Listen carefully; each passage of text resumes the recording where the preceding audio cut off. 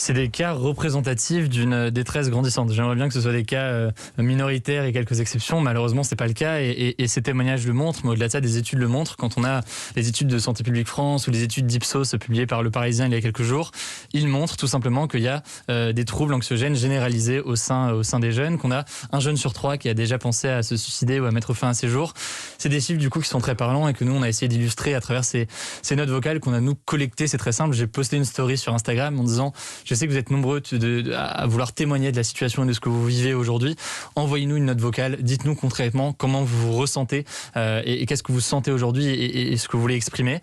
On a reçu des milliers de notes vocales et on a essayé de les compiler dans cette vidéo. Qu'est-ce qui est le plus difficile à vivre pour eux ?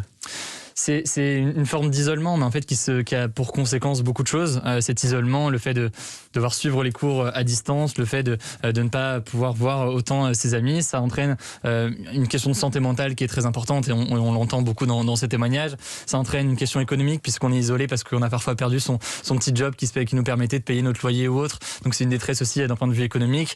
Un décrochage scolaire, on est isolé, on peut pas voir ses profs, on peut pas voir ses camarades pour aller s'entraider. On se retrouve tout seul devant un cours sur Zoom. Donc cet isolement, il a de multiples conséquences et donc c'est ce qui rend aussi d'ailleurs la réponse à ce problème particulièrement délicate et compliquée, c'est qu'il faut essayer de répondre sur toutes ces dimensions-là, la dimension psychologique, économique et scolaire. Justement, on va parler de la réponse dans quelques instants. Vous avez l'habitude d'échanger avec votre communauté. Vous aviez déjà reçu autant de messages ou là c'est vraiment malheureusement une première ? Non, on a reçu des milliers de notes vocales de jeunes qui ont pris la peine de nous envoyer ces messages vocaux, ce qui montre aussi le caractère urgent de la situation. Enfin, non seulement le caractère urgent de la situation, le besoin chez les jeunes d'en parler et de faire comprendre que cette situation, selon eux, n'est pas suffisamment entendue, que ce soit dans les médias, que ce soit de la part des différentes personnalités politiques. Et d'ailleurs, nous, ces témoignages, ils sont venus après les annonces d'Emmanuel Macron qui avait annoncé les repas à 1 euro et plusieurs choses, ce qui montre bien que pour énormément de jeunes, ces mesures annoncées ne sont pas suffisantes aujourd'hui. Je ne vais pas me faire son avocat, mais il a quand même pris la mesure de la souffrance des jeunes en disant il est dur d'avoir 20 ans en 2020. Qu'est-ce que vous répondez à ces jeunes ? Je vais poser ma question de manière plus précise. Quels mots sont utiles à ceux qui se sentent mal, déprimés, angoissés, à ceux qui ont des difficultés financières ? Quels mots sont utiles ? Je pense qu'il y a au-delà des mots, je pense qu'il y a une question d'actes très concrète et c'est ce que disent beaucoup de jeunes. Moi, je suis pas là pour je ne suis pas un syndicat étudiant, je suis même pas un porte-parole des jeunes. J'ai la chance d'être très suivi par des jeunes, des étudiants notamment, et d'ailleurs pas que les étudiants qui sont touchés par ça. Moi, j'ai cette volonté du fait que c'est un problème qui est immense d'en faire parler, et de faire en sorte qu'il puisse y avoir des solutions qui émergent et les jeunes que j'entends et que je vois sur la chaîne qui m'envoient des messages et avec qui je discute me disent mais en fait nous aujourd'hui c'est pas vraiment des paroles ou des mots qu'il nous faut, c'est pas seulement dire que c'est dur d'être jeune en 2020 ou en 2021 maintenant, c'est au-delà de ça des actes et les mesures qui ont été annoncées par le président de la République ont été saluées par beaucoup de jeunes. Je l'ai vu dans les commentaires, les repas à 1 euro c'est quand même quelque chose d'important pour les jeunes. La question c'est est-ce que c'est suffisant, et encore une fois on a eu beaucoup de témoignages qui semblent montrer que ce n'est pas suffisant. Alors justement Hugo Travers, vous dites je ne suis pas le porte-parole des jeunes, mais de fait vous l'êtes devenu, quand bien même à votre corps défendant. On se souvient qu'à 2 jours des élections européennes, c'est à vous que le président Macron avait choisi de donner sa dernière interview pour parler à la jeunesse, qu'on dit abstentionniste à 70%. Et c'est également à ce titre que plus récemment, BFM TV vous a invité, c'était il y a une semaine, pour débattre avec la secrétaire d'État chargée de la jeunesse et de l'engagement, Sarah El Haïry.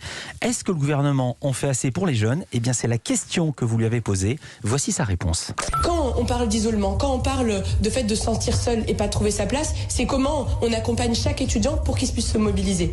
La semaine dernière, à peine, on a changé les règles du service civique pour permettre à chaque étudiant de s'engager, de trouver sa place, de rompre son isolement en se sentant utile. Parce que ces étudiants, ils disent aussi, eh bien moi je me sens seul. Je me sens seul après une journée entière de cours à distance. Eh bien, engagez-vous et nous, on est là pour accompagner ces engagements. L'énergie, le moral, l'élan, c'est notre responsabilité collective. Et c'est pour ça que moi j'apporte une des solutions, le fait de rendre le service civique accessible à tous.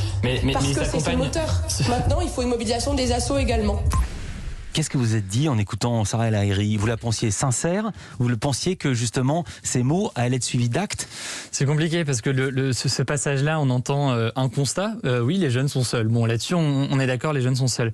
Mais quand on parle maintenant et quand on débouche sur la question des solutions, moi, j'étais assez étonné et frappé par le discours de la secrétaire d'État à ce moment-là. Et surtout, j'ai vu dans les réactions que j'étais pas le seul, puisqu'il y a une forme de décalage quand on parle de jeunes qui tentent de mettre fin à leur jour, qui sont dans une situation de détresse immense, d'avoir un membre du gouvernement qui, face à ces jeunes-là, va dire moi, je dis aux jeunes, mobilisez-vous, engagez-vous, le moral, etc. C'est important. La question, c'est que oui, déjà, il y a des jeunes qui se mobilisent, et je veux dire, c'est déjà le cas, et elles n'ont pas attendu d'avoir, ces jeunes n'ont pas attendu d'avoir l'accord ou ce discours du gouvernement pour le faire. Il y a des assos qui se mobilisent, Linky, plein d'assos sur le terrain, mais cette mobilisation, elle doit aussi surtout venir de la part du gouvernement dans ces situations d'urgence, quand on parle encore une fois de jeunes qui tentent de mettre fin à leur jour.